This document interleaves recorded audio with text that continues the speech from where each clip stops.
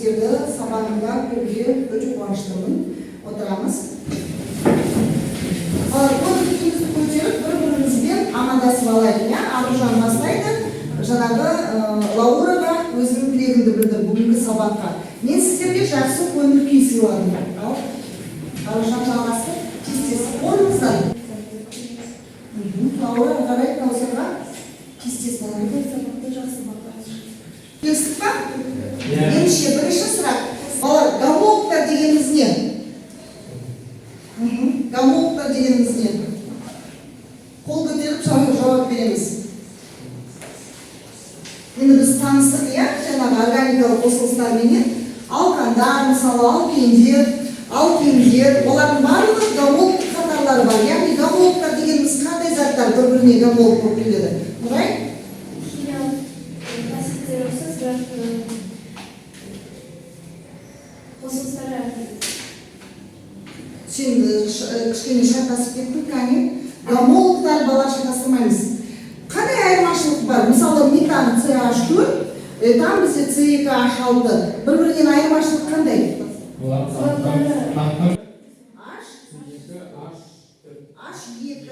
C2H2. Жақсы. Бұл бізде алкендер. Кішкене есімізге түсірдік, изомерлерді түсірдік, гомологтарды түсірдік. Ал бүгін балалар біз оттекті органикалық қосылыстар деген тақырыппен танысамыз. Оттекті органикалық қосылыстардың өкілдері. Бүгін біз яғни спирттерменен танысамыз. Дәптеріңізді ашып, күнді жазып, тақырыпты жазамыз. Спирттер.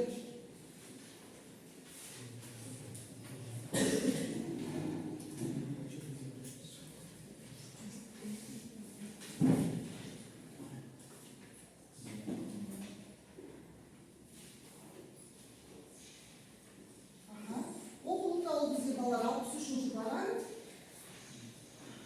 Ашып қоямыз. Жазып алдыңдар ма? Спирттерді. Неше? Жазып алсаңыз, дене бұрышқа назар аударайық. Ұстап тыңдаймыз.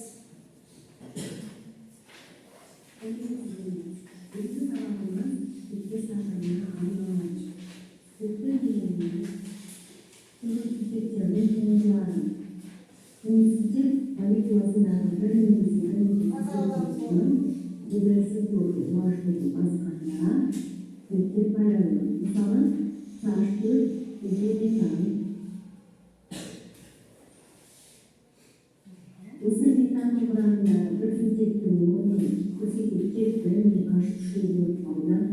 Кеткен бір сутектің орнын гидроксилді OH басқан кезде мен метил спирті пайда болды.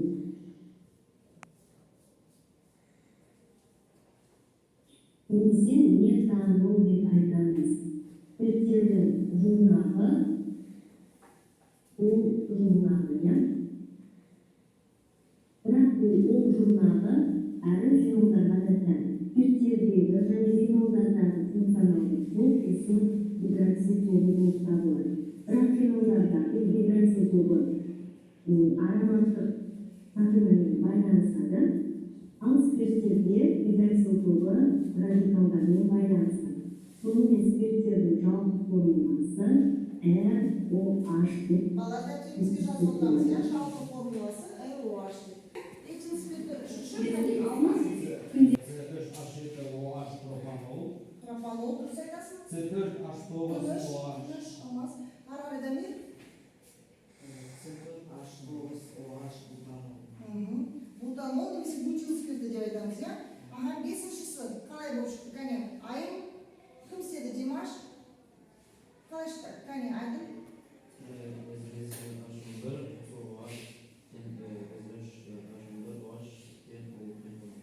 C5H11OH, пентанол, немесе пентил спирті деп айтамыз, я? Немесе жаңағы амин спирті деп айтады екен, я? Жақсы. Келесі, кәне, Жанболат. Қатсамыз барлығымыз сабаққа, кәне. 60-шы қалай құрдың формуласын? Құрған жоқсын ба? Неде отырмыз? Кәне, Мирас?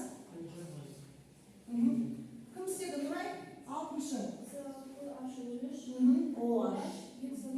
Гексанол дұрыс айтасың. Кәне, кім? Аружан, сізге қалай шықты? 7-ші. түсініп қой, иә? Жаңағы бір сутектің орнына OH тобы қосылады да, ол деген ұжымға кәне дәлел. Қалай болды жетінші? С7H15OH гептанол. Гептанол дұрыс айтасың, кім алмас? Балар барлығымыз қатысамыз, сендер жай өтсіңдер. Кім істеген жоқ, жазып отырамыз. Ага. С8H17OH октанол. Кәне, кім Димаш? 9-шы. Кім орындады? Нұрай істедің ба? Каусар? Тез. Лаура істеді ба? 9-шыда? Кәне. C9H19OH монанол. Соңғы жаңағы кәне. С1H22OH деканол. Ага, жақсы. Аяқтадық. Ал балар енді алғыс үшінші параграфқа назар аударайық. Спирттер бізге екі түрге бөлінеді, иә? Жаңағы бір атомды және көп атомды. Қазір сіздер топтық жұмыс орындайсыңдар. Достар, енді тыңдап алыңдар, осылай бөлмей ақ қояйын, иә? Бірінші, екінші, үшінші топ. Әрқайсыларын топтық жұмыста жаңағы сіздер этанолдың қасиеттерін, оның жаңағы химиялық қасиеттерін қолданылуын және метанолдықын оқып жауап дайындайсыздар. Түсінікті ма? Бір-біріне жаңағы бұрылып жұмыс жасауға болады. Бұл топтық жұмыс. Әрқайсымыз ақылдасып сол радикалдардың қанықпаған степені құрамындағы радикалдар оспадарымыз қанықпаған байланысты. Ал ароматтық спирттерде бензолдық ароматтық сақиналар, бұл ароматтық спирттерді фенолдармен қатыстыруға болмайды. Фенолдарда гидроксил тобы ароматтық сақинамен. Енді тақтаға назар аударайық. Сонымен спирттер, ол біздің бүгінгі тақырыбымыз. Біз жаңағы OH деп жазып алдық, иә балар? Қалай түсіндіңдер сонда? Дегеніміз ол не? Гамолдық қатарындағы жаңағы радикалдар, иә? Мысалы, сендер білесіңдер, бір сутекті алып тастақ жаңағы, мысалы, алкандардың, иә? Сонда бізде радикал бір сутектің орнына, яғни бізде не қосылып тұр балар? Гидрокса топ. Енді қараңдар, OH бұл гидрокса топ, бұны сендер биорганикалық химиядан да білесіңдер, иә? Мысалы, біз биорганикалық химияда сіздермен жаңағы гидроксидтер, негіздер деген тақырыпты өттік. Біз қалай мысалы атадық олар? Мысалы, натрий OH, дұрыс па? Мысалы, калий OH, біз оларды жаңағы натрий гидроксиді, калий гидроксиді деп айтатынбыз. Ал мысалы, жаңағы спирттер органикалық химияда балар, жаңағы гамолдық қатар бойынша CH3OH мысалға бірінші, иә? Метанның жаңағы радикалы CH3 орнына гидрокса топ қосылды. Сонда қалай атаймыз? Осы сендер үйреніп алу керексіңдер. Жаңағы метанол деп атауға болады, иә? Яғни гидрокса топты ол деп аламыз. Немесе метил спирті деп атаймыз. Енді дәптерлеріне өздерінің әрқайсысын ары қарай. Келесі радикал қандай болады бізде? Этанның радикалы қалай болады? Жоқ, радикалы қалай болады? Формуласын сұрап. С2H5+, оған қосасыңдар гидрокса топты. Қалай болады сонда? Этил. H5OH. Дұрыс. Бұл бізде этил спирті немесе этанол. Ал тез гамолдық қатар бойынша 10 спирттің атауы шығу керек сендерде. Жұмыс жасаймыз.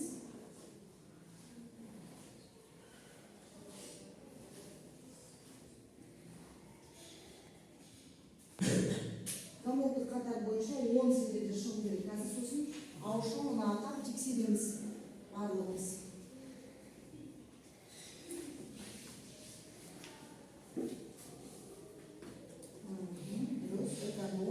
Балар этанол, этил спирті, немесе метанол, метил спирті деп екі атымды жазасыңдар, иә? Сосын бұл жерде 5-ші спирт сендерде тағы да бір атауы бар, оны амил спирті деген жарайды, оған келгенде тағы да мен қайталап айтамын. Нұрай түсінікті ма не істеу керек екен? Ага, жасаймыз. Иә, дұрыс, пропанол немесе пропан спирті.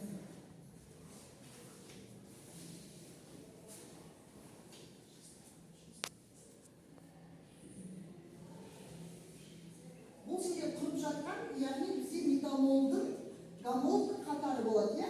Дұрыс па?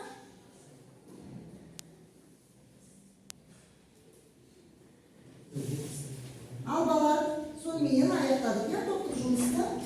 Ал қай топтан бастайды? Бірінші топ бастаймыз, Нұра, сіздің тобыңыз. Университет маңызы бар.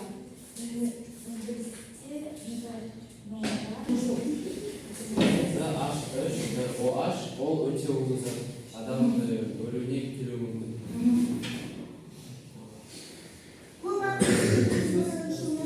Көп ол этилен гликоль, назар аударыңдар. Яғни қараңдар, бұл жерде С2H6 ол бізде этан, дұрыс па? Яғни этандағы екі сутектің орнына OH тобын жазсақ, яғни бізде көп атомды спирт, этилен гликоль пайда болады. Түсіндіңдер ма? Мына жерде мысалы, мынау бізде пропан, дұрыс па? Пропанның әрбір сутегінің орнына бір гидроксил топтан жазсақ болады. Бұл да көп атомды спирт, глицерин пайда болады. Формуласын сіздерге жаздым. Енді ары қарай назар аударайық. Көп атомды спирттер көмір сутектердің құрамында бірнеше гидроксил тобы бар, яғни көп атомды және бір атомды спирттердің айырмашылығы неде? Көп атомды спирттерде бірнеше гидроксил топ болады, құрамында. Көп атомды спирттерде міне этилен гликоль жаңағы таңдара жаздық C2H4OH2, глицерин C3H5OH3, силит C5H7OH5, сорбит C6H8OH6. Яғни бұл бізде көп атомды спирттерге жататын қосылыстар.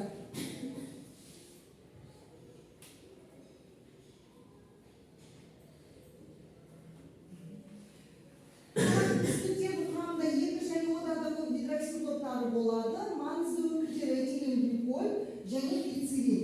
Олардың құрамында гидроксил тобы болғандықтан қасиеттері бір атомды спирттерге ұқсас. Айырмашылығы гидроксил тобының санына байланысты. Этилен гликоль синтездік талшық алу үшін және антифриз ретінде қолданылады. Глицерин бұлғары өнеркәсібінде әсібінде дәрі-дәрмек қопарылғыш зат алуға тағы басқа қолданылады. Яғни сіздер келесі сабақта осы көп атомды және бір атомды спирттердің формуласын білдіресіздер. Ал қазір сіздерге 3 минут уақыт беріледі. Алдындағы жаңағы тапсырмалар сіздерге тесттер беріліп тұр, соны орындаймыз.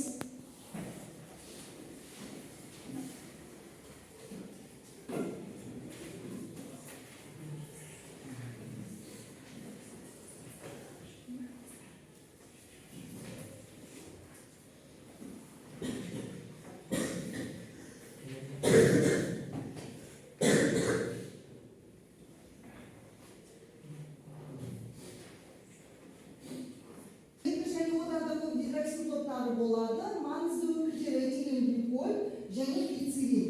Олардың құрамында гидроксил тобы болғандықтан қасиеттері бір атомды спирттерге ұқсас. Айырмашылығы гидроксил тобының санына байланысты. Этилен гликоль синтездік талшық алу үшін және антифриз ретінде қолданылады.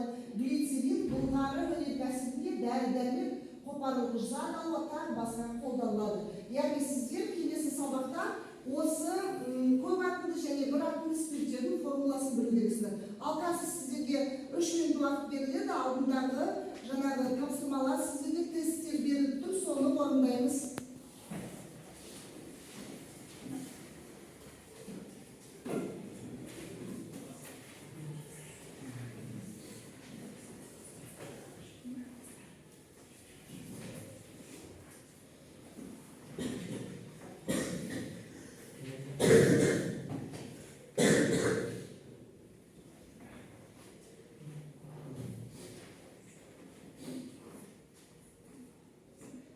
Балалар, жақсы рахмет. Тест тапсырмасын сабақ аяқталғаннан кейін тапсырасыздар маған.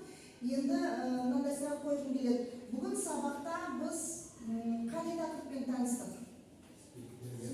Спирттермен таныстық, иә? Жақсы.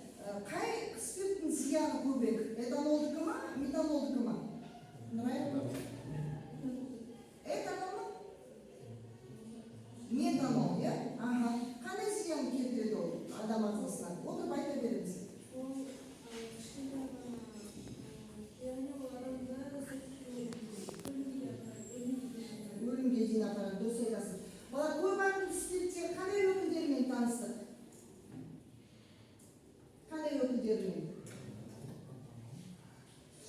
Алмас, ол бір атын спирттер, мен көп атын спирттер сұрап тұрмын. Екі өкілін жаңағы жақсы бүгін келсіңдер деп айттым ғой. Қалай деп айтты? Аталған тәне? Этилен, гликоль және глицерин бала. Жақсы. Ал бүгінгі сабақта не білдік, не үйрендік? Спирттер бізде үш топ бөлмелі болған қанықтаған және аман.